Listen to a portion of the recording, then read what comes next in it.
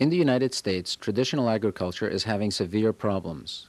Productivity has outstripped demand as production costs and interest rates have soared. Meanwhile, exports have dwindled as third world countries with cheaper labor have begun to compete effectively. In the Northeast, agriculture faces additional pressure from development. As land values grow, property taxes rise. Of course, this gives the farmer in the Northeast an option that farmers elsewhere may not have. They can sell out. Of the 8 counties in the Hudson Valley, 83 farmers recently chose to sell their herds under the new dairy termination program. Yet, with each real estate sale, tillable land within reach of the nation's great urban markets is lost. With it disappears another chance for consumers to buy a fresh variety of produce.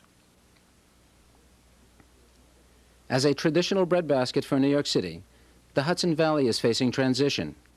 In the 19th century, at every landing along the Hudson River, staples such as fresh milk, vegetables, and fruits were collected to be shipped to New York City on the night sloop. Today, farmers are exploring niches based on the proximity to the world's greatest luxury market. Farmers are also responding to consumers' increasing awareness of health. More Americans have been to Europe, where they've enjoyed fruit, vegetables, cheese, and wine, finer than what our food production system stocks in our supermarkets. More Americans also care about freshness.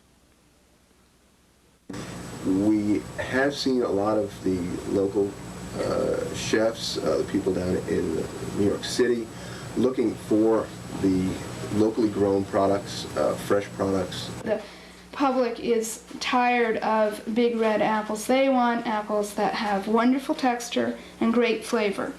They're looking for healthier food, they're looking for a healthier lifestyle. And there's definitely a trend towards fresher. And there's also definitely a trend towards the grown in New York. The notion that we were 2 hours outside of the world's largest market for anything was exciting. And the supermarkets don't have any idea what to do with local chef. They haven't got any idea what to do with local produce at all. Today, some farmers are turning from traditional agriculture to raising gourmet specialties. But this change is not without its risks. The specialty market can be demanding, even fickle. The problems are that it's a luxury item. And one of the disadvantages of that is if the economics aren't good, and the times are bad, why, you kind of lose your markets, you lose your customers. Delicate products do not adapt well to machines. Niche agriculture tends to be labor-intensive, which is costly to both producer and consumer. Niche farmers are a diverse lot. Their farms range from 15 acres to 5,000. Among them are the traditional family farmer, the leisure farmer, and the groundbreaking pioneers of the future. What they share is a determination to adapt to changing times, a determination to harvest the opportunities that rise as urbanization approaches. Annie Farrell produces miniature vegetables on 22 acres of her 50-acre farm in Bovina, New York. Small vegetables must be harvested by hand in the pink of their infancy. It has to be perfect. It has to be delicate and small. And it has to be packed in a beautiful way. Half of the sales and half of the marketing is in the presentation. But people are going to have to get off the tractor, I'm afraid, and do some hand labor. And I will tell you right now that it's difficult to find people who are willing to make that change. The mescaloon, an assortment of small greens, herbs, and edible flowers, is especially popular with chefs around the country. Fred Battenfield's grandfather switched from growing apples to raising flowers on his farm near Red Hook. Today, this fourth-generation family business combines the wholesaling of an acre of anemones with the retailing of 65 acres of Christmas trees.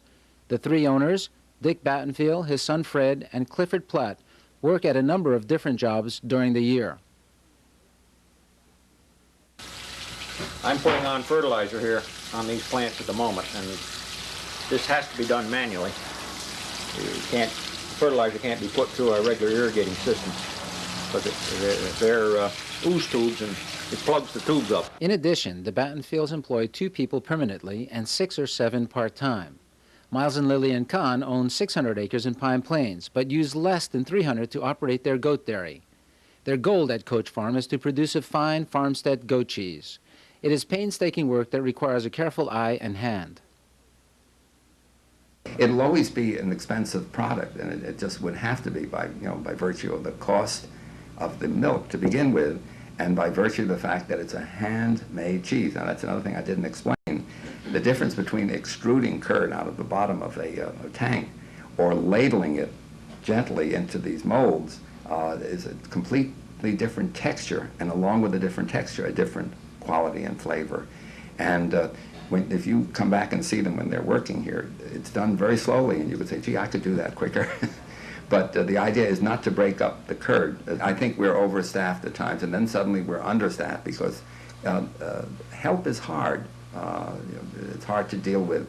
Even this area, the price of land is going up so high that people can't afford to stay here, and so that there's a shortage of skilled and capable and people with the right work ethic. Of the farms in the Hudson Valley region that specialize in fresh-killed poultry, one, Commonwealth Enterprises, also makes foie gras.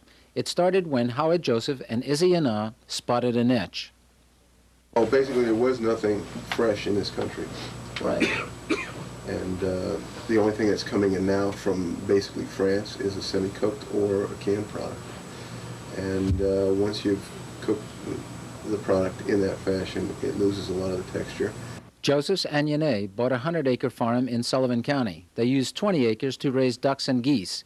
This business, too, requires careful processing by hand.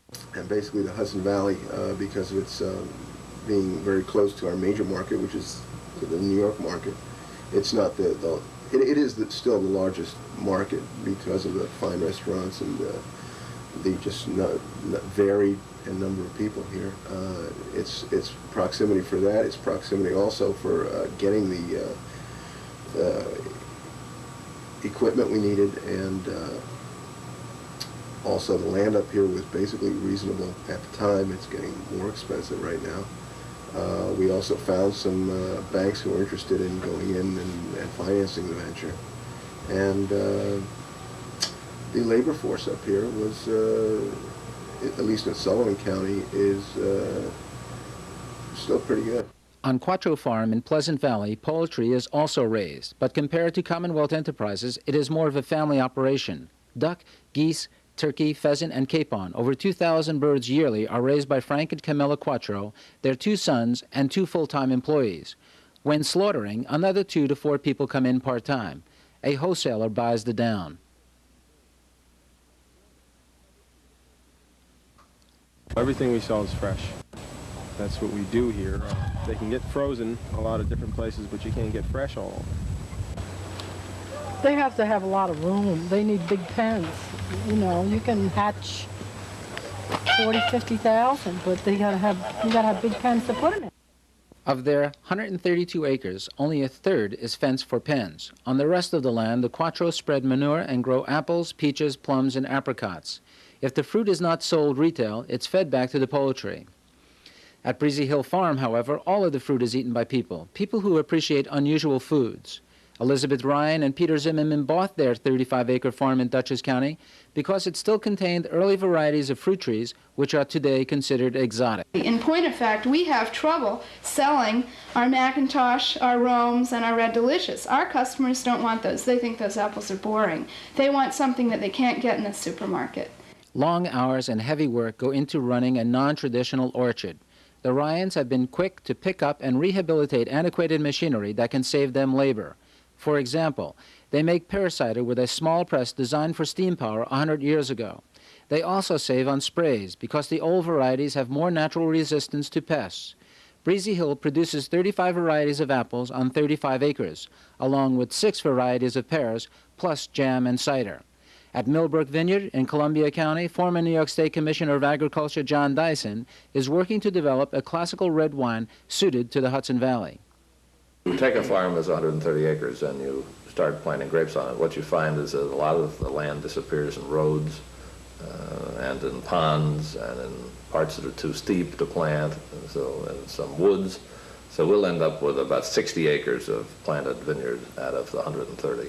60 acres doesn't sound like much if you're growing wheat or corn, but 60 acres of grapes, when you think there are 1,000 plants an acre, and each one of them has to be pruned, and each one of them has to be tied, and each one of them has to be thinned. is a terrific amount of hand work. And on that 60 acres, we will have 7 or 8 full-time employees and another 10 or 15 in the summertime. Developing a local wine is not only labor-intensive, but capital-intensive.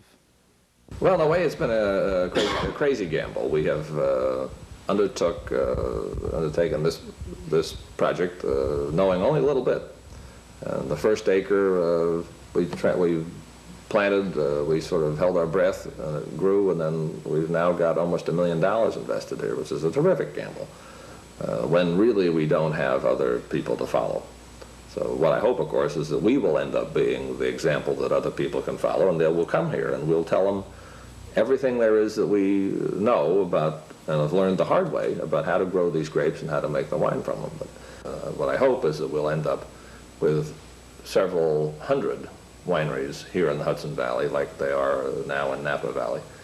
We're about at the stage where they were immediately after World War II. So I think the Hudson Valley is just in a renaissance, really, of its grape business. We were the first viticultural area in the United States.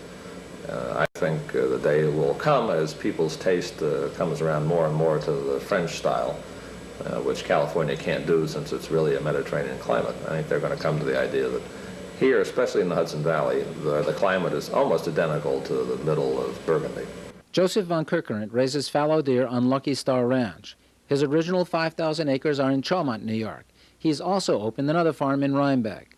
When von Kerkerent was getting started in 1978, information was scarce, some of it incorrect. When we built our first fences, we were told that deer had to be fenced in behind 7-foot chain link. Just imagine what this little piece of misinformation has cost us. The expense of the chain link, the galvanized post, and so on, and all of it completely unnecessary. By trial and error, von Kerkerent has developed the methods described in his book, Deer Farming in North America. He, too, hopes that others will follow the trail he has blazed. Considering the small scale of a majority of some farm businesses in the Hudson Valley, it is surprising that many exhibit a high degree of vertical integration. Farmers are involved in not just production, but also distribution and marketing, tasks that modern agriculture relinquished to others decades ago in order to produce more efficiently.